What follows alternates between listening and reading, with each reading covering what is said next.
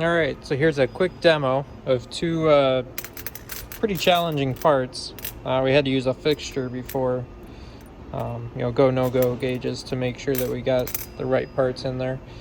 So I'm just gonna scan my badge here to go in, and you can see this is where we select the part. These are the two part numbers here, so I just have a dummy kit set up for just those two, and I hit run and it's loading. You can see it shows a picture of the parts. You can see they're pretty similar there, but it does show the quantity, how many are supposed to be in each box. And then once we get one in there and it's happy, you can see it says good on that one. So I'll get my arm out of the way of the camera there. There we go. So if I take one of those away, the picture comes back up, so they know to put it in there.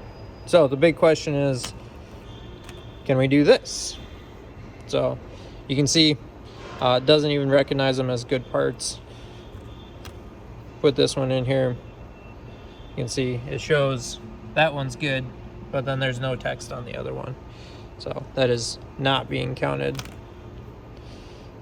So there we go. And I'll just throw a couple of them in here because it does want 5 of them. So once we get our 5, you can see the boxes go green. If we take one out, they go back to red. So we have 5 in. Come over here, put my 5 in over here.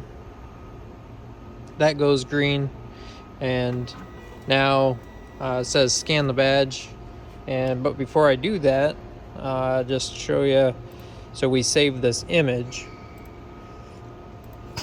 and so here's the final image. It's saved right now. It's saved on this computer, but it will be saved in the cloud, so that they're backed up.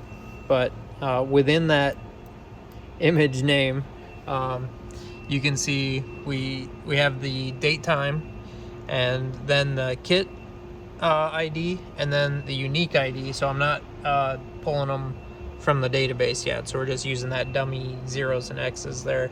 And then we have the operator ID. So all in the file name there. So if we do need to go back and research some issues, we can find all that information right there. So I'm gonna close that. And you might have heard it printed the label, and as soon as I scan my badge here, it's gonna run and put them in the bag. And we do have some funnels coming to automatically put them in the center of the conveyor. But you can see it ran the conveyor, signed the operator out, and we're ready to start over.